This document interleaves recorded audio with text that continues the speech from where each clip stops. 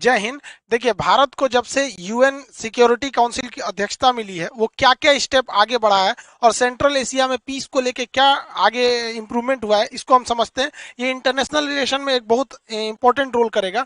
देखिए, यूएन जो होता है, यूनाइटेड नेशन ऑर्गेनाइजेशन, जब प्रथम विश्व युद्ध खत्म हुआ था तो रोकने के लिए बनाया गया था लीग ऑफ नेशन। उसने कहा था कि हम द्वितीय विश्व युद्ध नहीं होने देंगे। और जब द्वितीय विश्व युद्ध हो गया तो लीग ऑफ नेशन खत्म हो गया। तो लीग ऑफ नेशन के बाद अब बना यूनाइटेड नेशन ऑर्गेनाइजेशन, यूएनओ। इसका कहना है कि हम थर्ड वर्ल्ड वॉर नहीं होने देंगे। जिस दिन थर्ड वर्ल्ड वॉर हुआ, यूएनओ भी खत्म ही हो जाएगा। तो यूएनओ के टोटल 6 अंग होते हैं। ये क्वेश्चन हमेशा एग्जाम में पूछता है, 6 अंग होते हैं। यूएनओ पे चर्चा कभी और करेंगे, अभी मेन सिक्योरिटी काउंसिल को देखते हैं। यूएनओ में 193 सदस्य में से सबसे जो नवीनतम सदस्य है वो दक्षिणी सूडान है। यूएनओ का जो सबसे बड़ा अंग होता है वो जनरल असेंबली होता है। इसमें टोटल सदस्य जाते हैं मीटिंग में भाग लेने। सितंबर महीने में इसकी मीटिंग होती है। मोदी जी भी जाते हैं, हर देश के राष्ट्राध्यक्ष इसमें जाते हैं। इसे पूरे विश्व का लघु संसद, छोटा संसद कहा जाता है।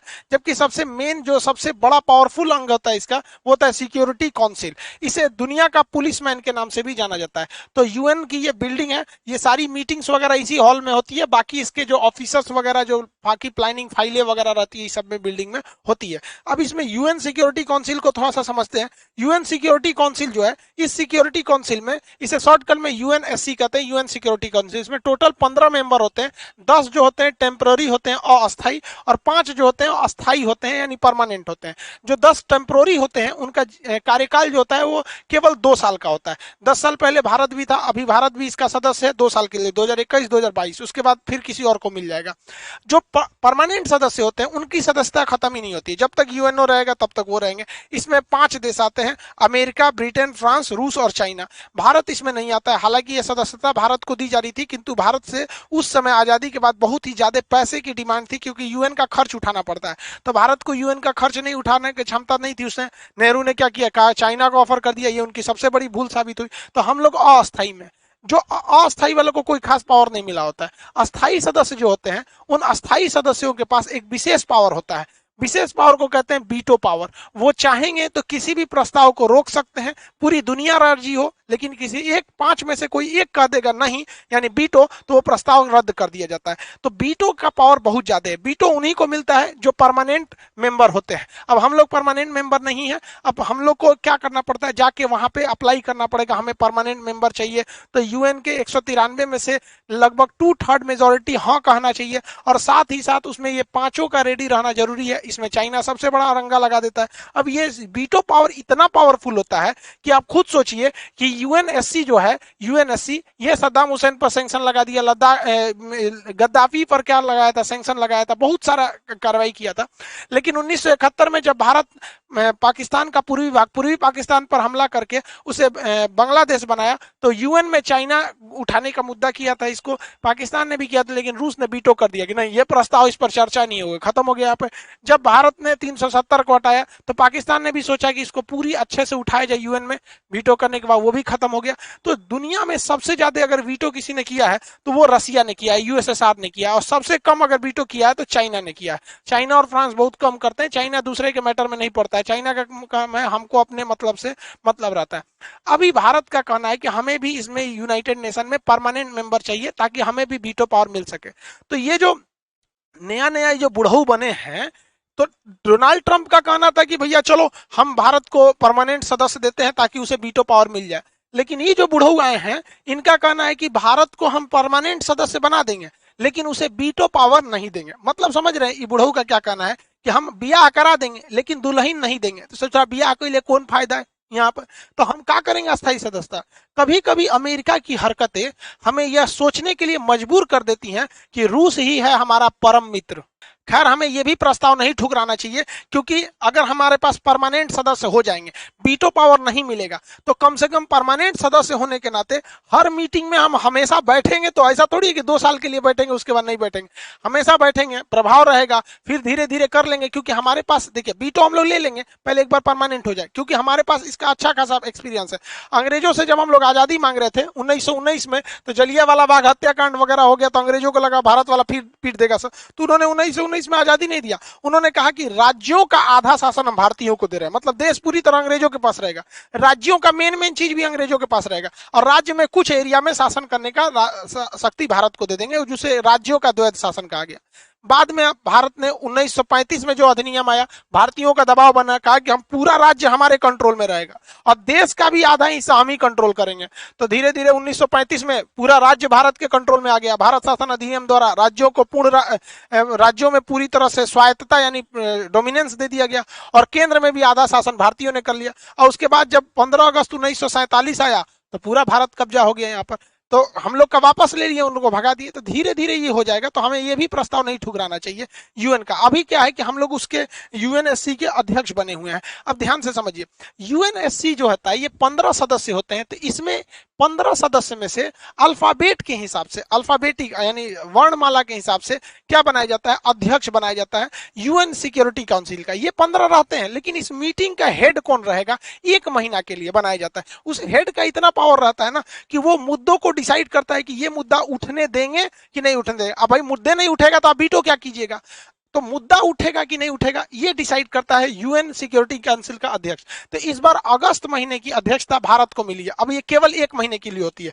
जून में यह अध्यक्षता जो थी वो चाइना के पास थी, जुलाई में एस्टोनिया के पास थी, अभी अगस्त में भारत के पास आया। अब सितंबर में यह आयरलैंड के पास चला जाएगा।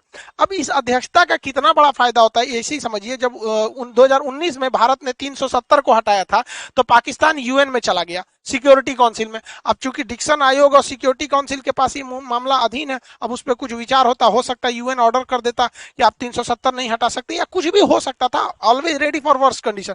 तो ये भैया आप किसके पास जाइएगा, इन 15 में से आपको सबसे पहले अध्यक्ष के पास जाना पड़ेगा, जो 1 महीने के लिए प्रेसिडेंट बनता है, जो चीफ बनता है उसका, कि भैया ये मुद्दा उठाइए तब चर्चा करेंगे। पोलैंड ने कहा भाग ससुरा, हमको नहीं पता कश्मीर उश्मीर का मैटर, तुम लोग हटाओ। मुद्दे नहीं उठने दिया, पाकिस्तान खिसिया नहीं, बिल्ली खंबा नोचे। अब भारत के लिए समझिए क्या है कि भारत अगस्त 2020 में, अभी 21 में, अभी तो अध्यक्ष ही है, फिर हम लोग को अध्यक्षता मिलने वाला है दिसंबर 2022 में। यानी अधूरा काम अभी निपटा देते हैं, अभी देखते हैं क्या क्या काम हुआ है और एक काम आगे निपटा देंगे। अब सोचिए हम लोग टेम्पोररी 1 महीना के लिए हो रहे हैं तो कितना पावर है, जिसके पास वीटो पावर परमानेंट होगा उसके पास कितना पावर रहता होगा। हालांकि इसी साथ ही हम लोग 1 महीना के लिए यहाँ अध्यक्ष भी हैं और अस्थायी सदस्य भी हैं हम, क्योंकि ये जो होता है अस्थायी सदस्य, इसकी सदस्यता 2 साल के लिए होती है। तो इसी साल हम लोग बने हैं 2021 से 22, 2 साल तक हम लोग रहेंगे। तो अभी हम लोग तो इसमें अस्थायी सदस्य भी रहने वाले हैं, तो ये हम लोग के लिए फायदेमंद है। लेकिन हम लोग को परमानेंट सदस्यता के साथ साथ वीटो रहना जरूरी है, ताकि देश हम लोग का इंटरनेशनल लेवल पर एक मजबूत स्थिति में आ सके। जैसे भारत को 1 महीना के लिए सदस्यता मिली, अफगानिस्तान के मैटर को लेकर चाइना और पाकिस्तान एग्रेसिव हो रहे हैं क्योंकि वो भारत को घेरना चाहते हैं। तो यूएन में भारत सरकार ने क्या किया, मुद्दा उठा दिया कि अफगानिस्तान का मामला, अफगानिस्तान का जैसे मामला उठाया तो भारत अध्यक्ष है, खुल के बोल नहीं सकता है क्योंकि अध्यक्ष को सबको लेके चलना पड़ता है, तो बाकी कसर पूरा कर दिया अशरफ गनी ने।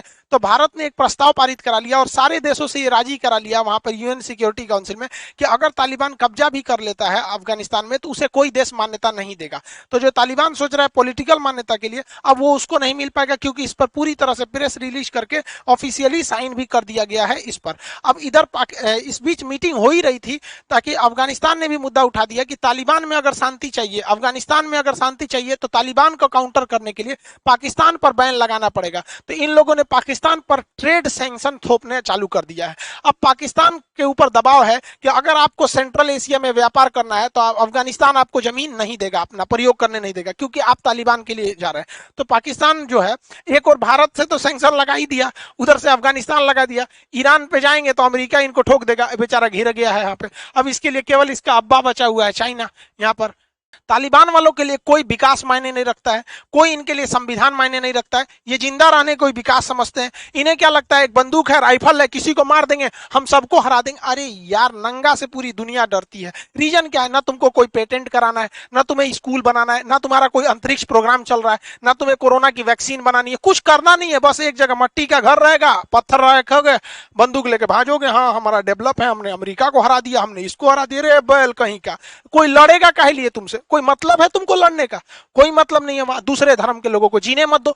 बताइए वहां थाला साहिब गुरुद्वारा था, ये गुरुद्वारा की इतनी पुरानी खासियत थी कि इसमें खुद गुरु नानक जी देव जी ने वहां अपने पैरों को रखा था, मतलब वहां गए थे। वहां से इन लोगों ने झंडा जो होता है निशान साहिब, तो सिख धर्म में एक्चुअली क्या होता है, हर पवित्र चीज के आगे साहिब लगाए जाते हैं। इवन हम लोग पटना में रहते हैं तो यहाँ 10वें गुरु जी का जन्म स्थली है, तो वहां पटना के उस एरिया को पटना साहिब कहा जाता है। तो ये उनके हिसाब से तो ये जो निशान लगाते हैं ना, निशान साहिब, इसको हटा दिया और तालिबान ने कहा हमने नहीं हटाया। अरे नहीं, चोट्टा कहीं का, तुमने नहीं हटाया तो कौन हटाएगा वहां। मतलब ये सब किसी को, अब बताइए वहां एक महिला कपड़े थोड़े से टाइट फिटिंग थे तो उसको गोली मार दिया।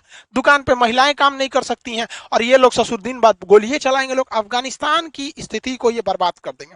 हद देखिए, OIC इस्लामिक ऑर्गेनाइजेशन कंट्री 57 देश है, इनका कहना है कि मुसलमानों की भलाई के लिए काम कर रहे हैं। अब जरा सोचिए कि क्या तालिबान आ जाएगा तो वहां डेवलप होगा, इंडस्ट्री जाएंगे, डेवलपमेंट होगा, GDP बढ़ेगी?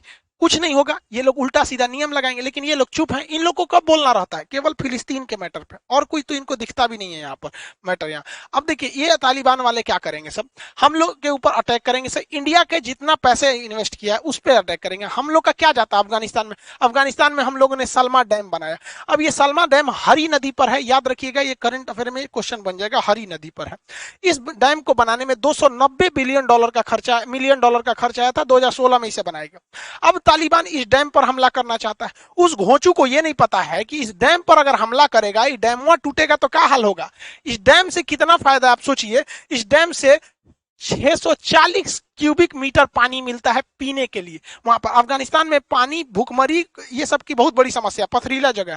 खेती के लिए 2 लाख हेक्टेयर जमीन को खेती के लिए उपजाऊ बनाया जाता है, जिससे कि वहां के लोगों को अनाज मिलता है। ये बैल बांध तोड़ देंगे सब, 2 लाख हेक्टेयर जमीन से खेती खत्म हो जाएगी, अनाज नहीं मिलेगा उन लोग को।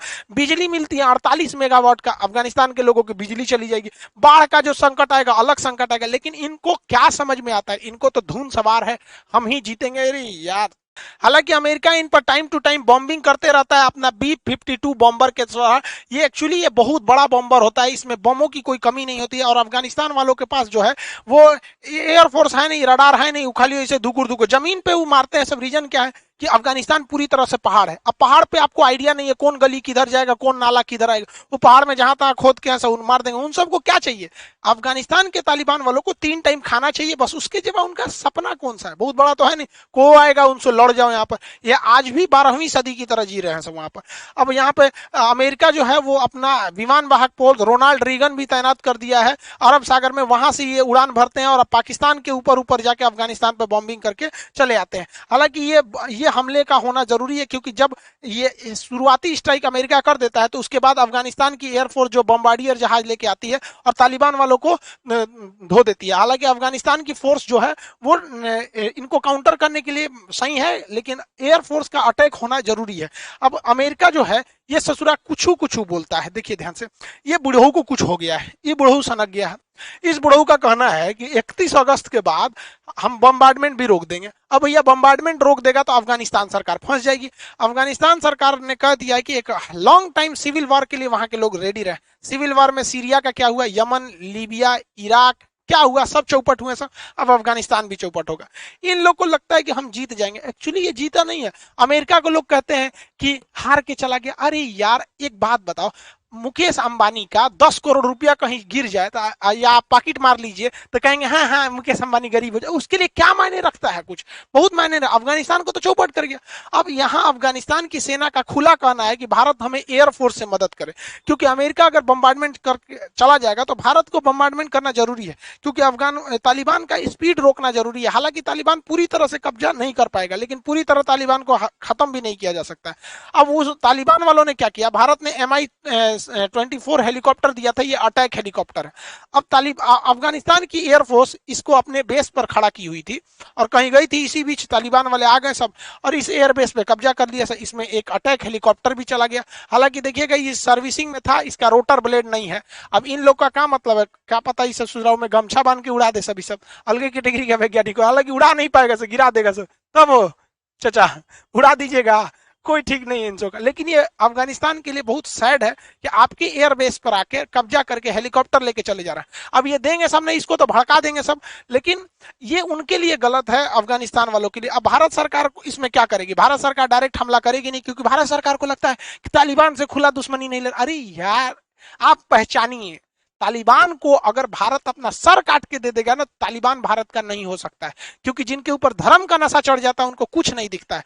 ना उनको सलमा डैम दिखेगा भारत ने बनाया, ना उनको हाईवे दिखेगा जो भारत ने गारलैंड हाईवे से कनेक्टिविटी के लिए जो बनाया था जरांज से लेकर, ना उन्हें बिजली घर दिखेगा, ना सड़क दिखेगा, ना संसद भवन दिखेगा, ना मेडिकल, कुछ भी नहीं दिखेगा उनको। उनको बस ये दिखेगा भारत है, भगाओ इसको, पाकिस्तान हमारा मदद कर रहा है, जबकि वो कुछ कर रहा है। तो भारत सरकार को इसमें खुलकर आना चाहिए, कुछ नहीं करना है। हमारा डबल सीट का, भारत में जितने भी जहाज है ना डबल सीट के हैं, और जितने पुराने बम्बर जहाज हैं, अब देखिए बम्बर जहाज ही यहाँ काम आ सकते हैं। अब सुखोई ये मिग जहाज है, मिग जहाज स्ट्राइकर जहाज है, हवा में मारता है, मल्टी रोल हो जाता है। ये आपका मिग 21, हालांकि ये भी पुराना है, लेकिन ये हवा से हवा में मार करने के लिए, तो बम्बर इसमें बम रखने की जगह नहीं होती, मिसाइल रखने की जगह होती। राफेल ये मल्टी रोल है, थोड़ा थोड़ा बम भी रखता है और हवा से हवा में मारने के लिए ये सब है। सब हमारे पास ड्रॉपिंग बॉम्बिंग के लिए जगुआर है। अब जगुआर पुराना हो गया, भारत सरकार को यूएई से बात करना चाहिए कि यूएई के पास 27 जगुआर हैं जो उसे रिटायर कर चुका है। यूएई से वो जहाज ले ले और वो जहाज क्या करे, अफगानिस्तान को गिफ्ट कर दे, और कुछ गिफ्ट करके उनको ट्रेनिंग देने की जरूरत नहीं है। भारत के पायलट ही इसमें बैठेंगे, अगवा बैठ जाएगा भारत का पायलट, इसमें 2 पायलट बैठते हैं, अगवा बैठ जाएगा भारत का पायलट, अब पिछवा बैठता है बम गिराने वाला, तो वहां अफगानिस्तान वाले को बैठा देना है, कुछ करना नहीं होगा, कद न देखे ललका बटन ये टिपते रहना, ठीक है।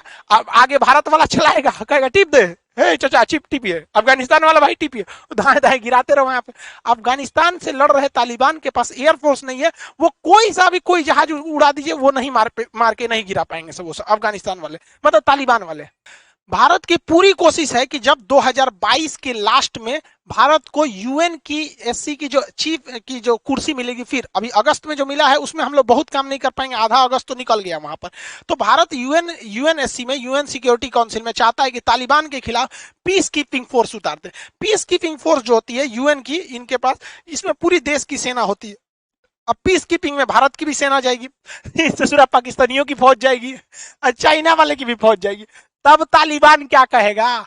तो भारत की सबसे बड़ी जीत हो जाएगी अगर अफगानिस्तान में उतार दिया जाए यूएन की पीस कीपिंग फोर्स। और भारत की भी चाल यही है, आप यकीन मानिए। 2022 दिसंबर 2022 यानी आज से 1.5 साल बाद यूएन उतरेगा वहां पर, जिस तरह से माली में, सूडान में, युगांडा में, अलग अलग जगह पे यूएन सिक्योरिटी काउंसिल की फौज उतरी है और इसमें सारे देश रहते हैं और इसका चीफ वही रहता है, मतलब कमांडर वही रहता है जिसकी सेना ज्यादा रहती है। भारत उतार देगा ज्यादा।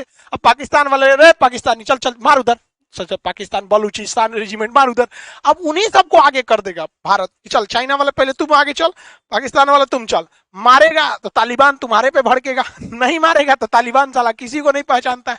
तो भारत की ये डिप्लोमेटिक जीत होगी अगर वहां पे पीस कीपिंग फोर्स को उतार दिया जाएगा तब। हालांकि चाइना जो है वो, पाकिस्तान, ये कभी नहीं चाहते हैं ये दोनों कि भारत यहां अफगानिस्तान के मैटर में एंट्री करे। इसलिए हम आपको एक वीडियो में बनाए थे कि रूस ने बनाया था एक ट्रोइका नाम है। ट्रोइका क्या है भाई? तो ट्रोइका 3 देशों का एक संगठन था जिसमें अमेरिका था, चाइना था और रूस था। लेकिन रूस ने कहा कि भैया इसमें अन्य देशों को मिलाना चाहिए, तो ट्रोइका प्लस करके इंडिया, पाकिस्तान और ईरान को भी इनवाइट किया गया। अब क्या है, अमेरिका ने कह दिया कि ईरान नहीं आना चाहिए, तो ईरान विरोध कर दिया। और पाकिस्तान और चाइना कह रहे हैं कि भारत नहीं आना चाहिए। तो भैया रूस जो है ना, चाइना के दबाव में आके रूस ने भारत को ट्रोइका की मीटिंग से बाहर कर दिया। हालांकि ट्रोइका बहुत बड़ा चीज तो, संगठन तो है नहीं, एक मीटिंग का नाम था, लेकिन इससे भारत को बाहर करना मतलब चाइना के प्रभाव को दर्शाता है। तो भारत भी चुप थोड़े बैठेगा यहाँ पर। भारत ने समझ गया कि इसमें पाकिस्तान का हाथ है। तो यूएनएससी की जो मीटिंग थी, यूनाइटेड नेशन सिक्योरिटी काउंसिल की मीटिंग में, उसमें भारत के जो त्रिमूर्ति साहब है, इन्होंने पाकिस्तान को बाहर कर दिया। अब पाकिस्तान कह रहा है कि एज यूजुअली हमको तो पता ही था कि भारत आ जाएगा तो पाकिस्तान को यही करना पड़े। और पहली बार, इतिहास में पहली बार कि यूएन के सिक्योरिटी काउंसिल की अध्यक्षता की कुर्सी पर बैठ के भारत के प्रधानमंत्री ने भाषण दिया। तो मोदी जी ने यहाँ बैठ के, देखिए तो मोदी जी दिख रहे हैं यहाँ पर, मोदी जी बैठ के भाषण दिए। अब इसमें तो सब चीज प्री प्लान रहती है। चाइना ने अपने सबसे छोटे अधिकारी को भेज दिया, कोनो आईएएस रैंक के, मतलब वहां के अधिकारी को, ताकि मोदी जी की बेइज्जती हो सके। अब मोदी जी ठहरे, मोदी से, अरे यार मोदी है, मोदी, उन लोगों को पता नहीं आता है। मोदी जी ने कहा कि चाइना तू हमारा बेइज्जती करेगा। इन्होंने उठा दिया यूएन में, कौन सा मीटिंग में, मेरी टाइम बाउंड्री का मुद्दा, कि भैया समुद्री व्यापार सुगमता से होने चाहिए, किसी की जहाज को कोई देश न डुबाए। अब इसमें इशारा पर हमला हो गया चाइना पर। अब अफगानिस्तान मुद्दा था सबसे ज्यादा विवादित, दक्षिणी चीन सागर, इसमें चाइना जहाजों को डुबा देता है। अमेरिका कहा कि 1 नंबर बोल रहे हैं मोदी जी।